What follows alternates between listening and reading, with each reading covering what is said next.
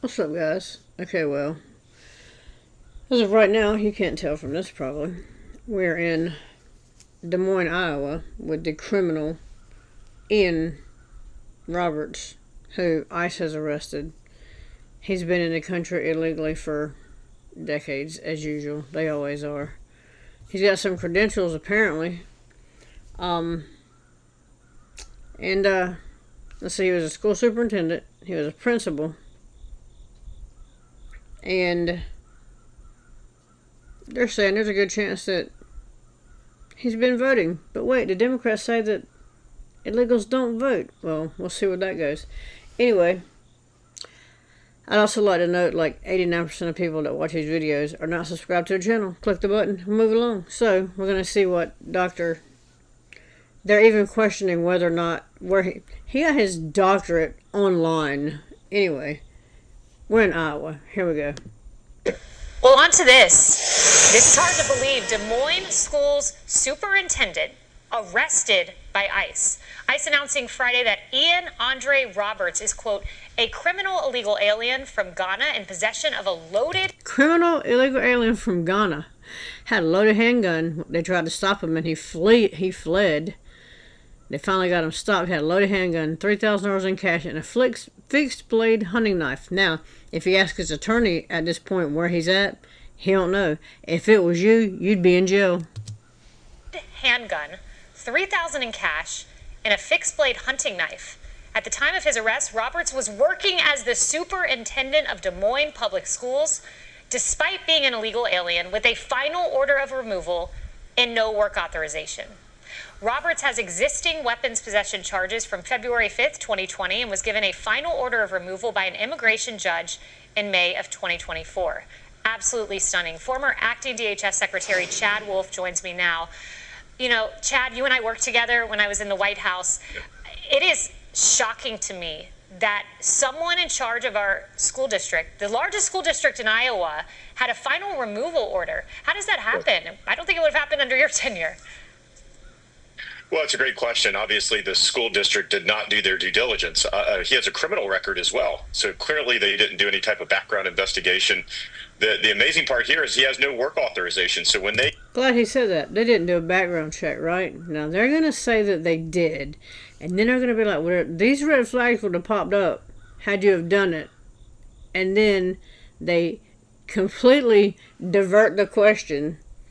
And then when it comes back about the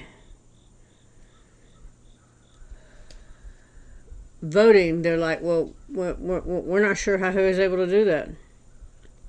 Really? Because there's kind of checks and balances that go with all that. Anyway, we'll let it play out. Enter this individual's information into their system in order to get paid, to pay taxes and the like. All sorts of red flags should have been prompted there. So I think it'll be interesting to see what they say, to see how this individual, did he use an alias? Did he... Spoiler alert, they're not going to say nothing. How did this come about? And I think it begged the further question of the amount of illegal aliens that are here in the United States working in everyday jobs and the like. And some of them, like this individual who has a possession charge, has other criminal acts on their record, and to be so close to school children, right? To be part of the education system there in Des Moines is really troubling. I mean, Chad, I look at these pictures and I see kids, and I think that could have been my kid. And this guy had a criminal charge. Do you think, and again, I know I'm asking you to speculate here, did they just not input his name into the system? How often does this happen? I mean, there are measures in place. I mean, it seems like it'd have to take a whole lot of looking the other way to not find this. I think so. Look, the school system there, just like any other employer around the country, has an obligation to make sure that everyone that they're hiring is here in the United States legally, has the ability to work legally. So if they're not a U.S. citizen, then they have some type of work authorization provided by the federal government. In this case, the Department of Homeland Security. He didn't have any of this. And so the question is, did he provide a fraudulent social security number and was operating as someone else? And if not, I think there's a lot of questions that school system has to answer. And the question is, are there others there as well? Yeah, Secretary Wolf, that's a great question. And back to our top story of the day, because I want viewers to understand, you were at DHS, Department of Homeland Security. Underneath that is U.S. Secret Service, who found this vast network of servers. Matt McCool from Secret Service had this to say. He said it would be unwise to think that there's not networks like this all across the country. You were at DHS. Do you think there could be networks of servers beyond New York in cities like Chicago, LA, Miami, all across the country? Yeah, there's no doubt. I agree with the agent there. I think this is a wake-up call, not only for everyday Americans, but just others involved in the fight here. And the good thing, which I heard the chairman say, is that we have agencies in the federal government, state and local partners, and others that are dealing with this each and every day. And we see types of incidents like this. We see probes. We see other things from nation-state actors and others that get interdicted almost on a daily basis. Not all of them make the news. This is a significant one. This is concerning for a variety of different reasons. They can enable denial of service attacks and take down cell towers, as was mentioned here. So I think what this says is, because we have an open society, we need to rely more and more on our investigative powers that we provide to certain law enforcement intelligence agencies so that they can go about this and thwart this before it begins. But this should be a wake-up call. There are bad people that want to take down Americans and do Americans harm every single day. They reside outside of the United States, but they also reside here in the United States as well. It's terrifying, but it's great to know that Secret Service was on it. Secretary Wolf, thank you. Yeah. Yes, Secretary Wolf, thank you. Is there more to the story? There always is. Thank you for joining us tonight at 5. I'm Stephanie Engelson. We begin with more fallout here in the metro since Des Moines Public School Superintendent Dr. Ian Roberts was detained by ICE agents following a pursuit. Right now, the Des Moines School Board is holding a special session. Within the last 10 minutes, they have unanimously voted to move to a closed session. This is coming just hours after the Closed session. That means that once you know what the hell's going on. Iowa Board of Educational Examiners revoked Roberts' license. Simultaneously, some Iowans are gathering just outside the federal building on Walnut Avenue.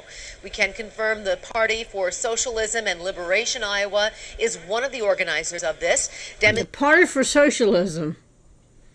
They always want, and then they get what they want, and then they don't like it because they don't know what it is. We should check the immigration status of all these fuckers. Demonstrators are calling on ICE to release Roberts, among other demands. Now, this is a story we will continue to cover throughout the night, but let's start with what we do know right now. Starting on Friday morning, the Iowa Department of Public Safety says it received a mutual aid request from ICE. It was to help locate an individual who fled from a traffic stop and led a pursuit, now known to be Dr. Roberts. ICE claims Roberts had a loaded handgun, $3,000 in cash, and a fixed blade hunting knife. As of now, Roberts is being held in the Woodbury County Jail in Sioux City.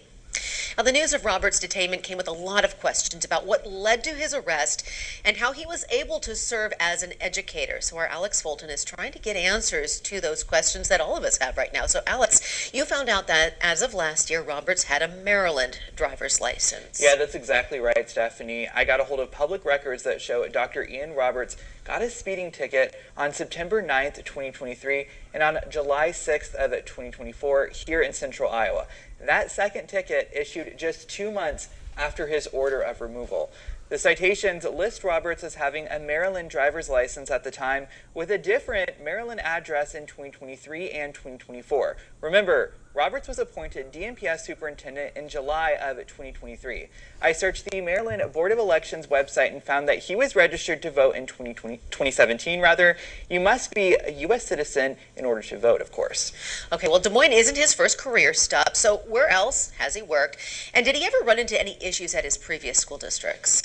Well, Stephanie, his LinkedIn shows he's worked for school districts in New York, Maryland, Missouri, California, and Pennsylvania. He came to DMPS from the Mill Creek Township School District in Erie, Pennsylvania, a position he held for 3 years. Minutes from the July 21st, 2020 meeting show that Roberts ran into issues getting his commission qualification letter from the Pennsylvania Department of Education. Apparently they did some looking around and they found out, this guy's kind of sketch, and they said no.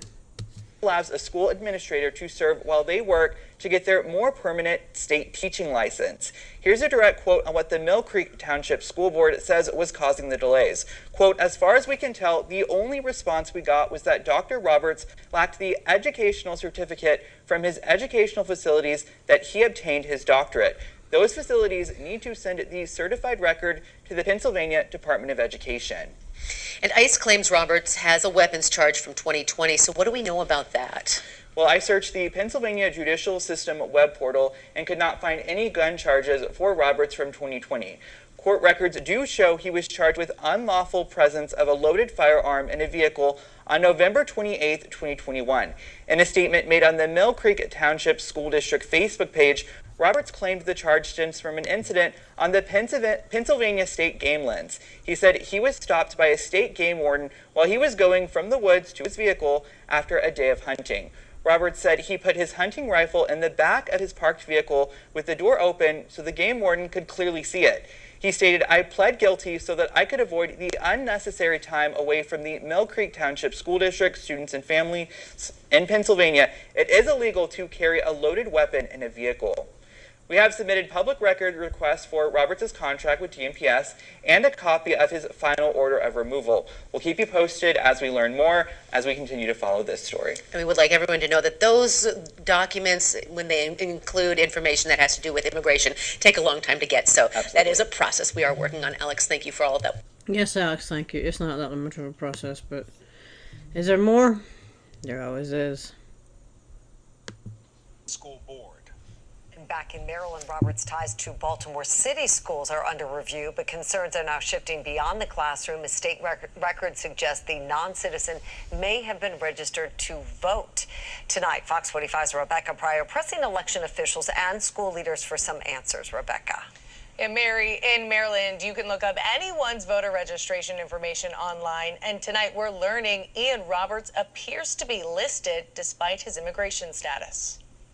A high-profile ICE arrest in Iowa, now raising questions here in Maryland. Ian Roberts' extensive career in education includes serving as the principal at Friendship Academy of Science and Technology in Baltimore City.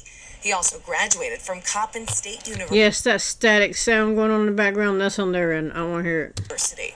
But federal immigration officials claim the Guyana native overstayed that student visa in 1999. Tonight, Fox 45 sending questions to city schools asking, what documents did BCPS require to verify Roberts' work eligibility? And was he legally employed while at the district? A spokesperson only willing to confirm he spent nearly 8 years with the school system. Meanwhile, questions now spanning beyond the classroom. The same birthday and Maryland address attached to this traffic citation Roberts received in Iowa, matching this Maryland voter registration, publicly available on the state's website. Well, they always say this never happens, and then it happens. Delegate Matt Morgan says non-citizens voting in Maryland elections has long worried Republican lawmakers. The state board election really never cleans its voter rolls. So there could be Nobody sees a problem with that. thousands of people on here. We have no idea. Following a state audit in 2023, finding over 2,400 potentially deceased voters and more than 300 duplicate registrations on Maryland's voting rolls. In 2025, the DOJ requesting the state's voter registration data. Instead, Maryland's state administrator of elections writing back, demanding to first know, quote, whether the voter registration list would be used for enforcement of immigration laws against Maryland residents. Why wouldn't you want Yes, everything you can throw at it to get them out of the fucking country should be used against them. to turn over the voter rolls for that? How is immigration enforcement using our voter rolls? I mean, obviously that means there's multiple people that are registered to vote. Tonight, Fox 45 sending questions to the State Board of Elections asking if Roberts was registered, what the verification process is to ensure only U.S. citizens can vote, and what safeguards are in place to detect and remove non-citizens on the rolls. So far, no response. The last 5 years, there's been a huge influx. Millions of illegal immigrants have flooded the country. A considerable amount of them have come to Maryland. To think that they just sit at home on election day is naive. Morgan adds this is exactly why he's pushing for legislation requiring voters to show a Maryland ID at the polls, along with verifying Which is exactly why they're trying to pass laws that you don't have to show an ID. It's total bullshit. Your government does not work for you. Signatures on mail-in ballots. Reporting live in studio, Rebecca Pryor, Fox 45 News. I'm Kai Jack. Yep, thank you. Whomever you were. So, yeah, criminal thug looks like one. Anyway, that's where we're at with this one. Let me know what you think about it in the comments. Like, share, subscribe. Also, again, 89% of people watch these videos are not subscribed to the channel. Click the button and we'll move along. Let me know what you think about this one, and I'm out.